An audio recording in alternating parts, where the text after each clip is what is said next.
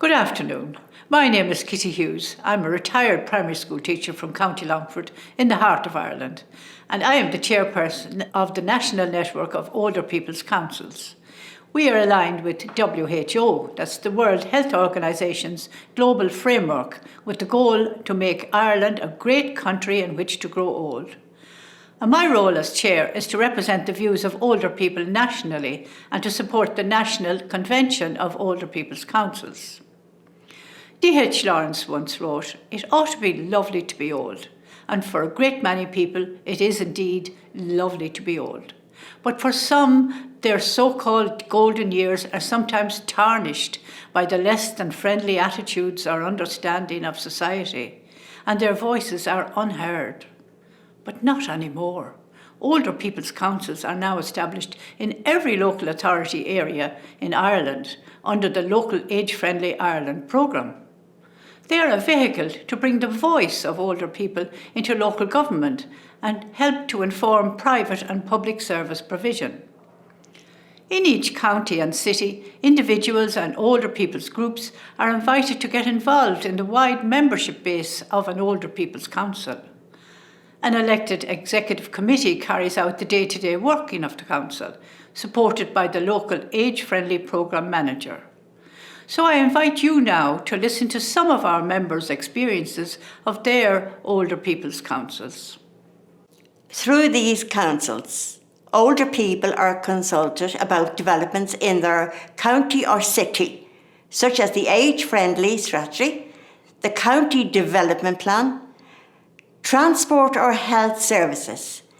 In this way, organisations can make sure that they are providing an appropriate service to the ageing population. Examples of recent consultation include work with the communications regulator on scam calls, engagement with the National Transport Authority on public transport service changes, and with the Health Service Executive on health and well-being incentives during the pandemic. Let me tell you about one of the things that I have done with a number of people that are involved in the Older Persons Council. We actually went to the university in DCU and we video linked up with the people from Arizona to see how their older people are getting on and how the difference between ours and their community, what they have, and they were more than surprised at all the amount of things that the older person in this area and around were involved. Now, older people's councils are important in implementing the programme at local level. In our case, our actions, of course, like everybody else's, were disrupted by the pandemic and the various lockdowns that ensued from that. But we were able to keep our monthly meetings going using Zoom. It wasn't as good as what it would be if we were able to meet in person, but at least it gave us some continuity. In more recent times, we got back to in-person meetings, and then we found that we didn't have a full attendance there either, because I should have said, in the case of the Zoom ones, not everybody was able to participate because they didn't have access to the technology or they didn't have adequate broadband in their area or whatever. Now, when we got back to full-time meetings, some people were still nervous about going out, and more people were constrained by the escalating cost of travel and that.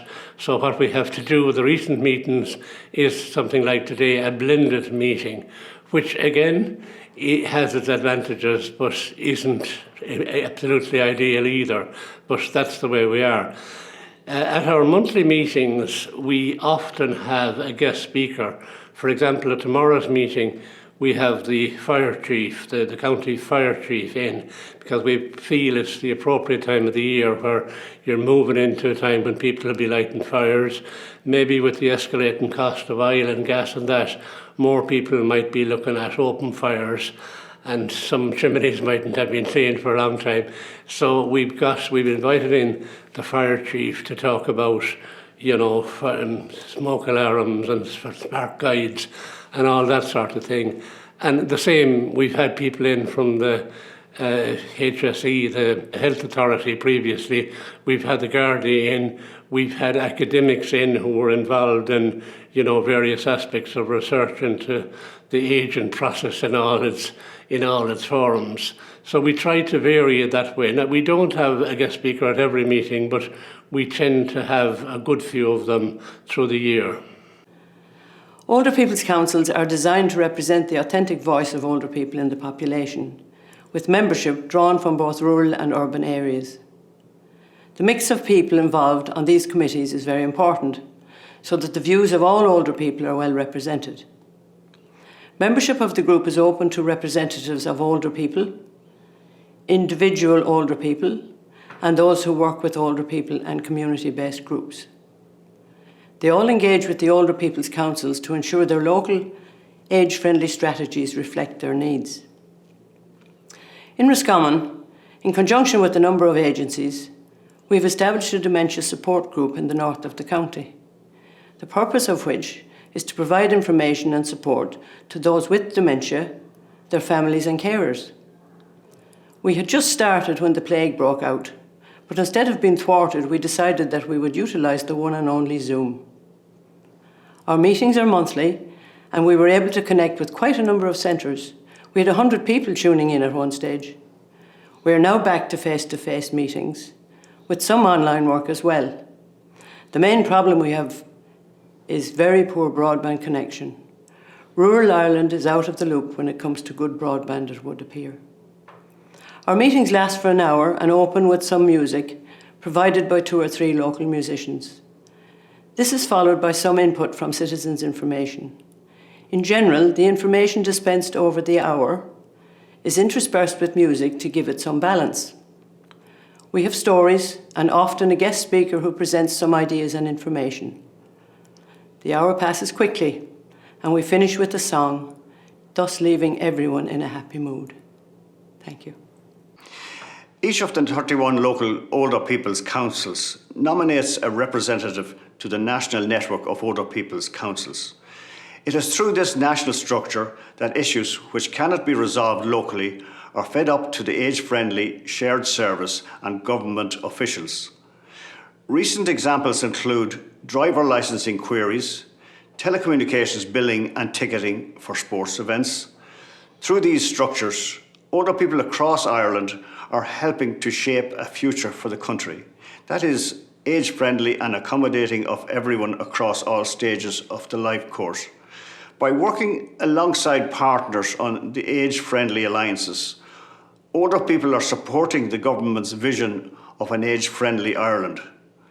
My own county, Louth, was the first county to have an age-friendly programme, and that model was implemented in all of the other 31 counties who now have an age-friendly programme in place. Well, there you see some of the benefits and achievements of older persons' councils in Ireland.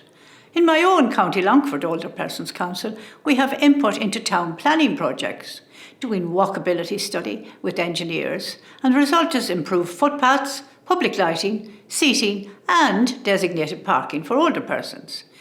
During COVID lockdown, we published a book of memories of 30 older people. It was a bestseller and reprinted.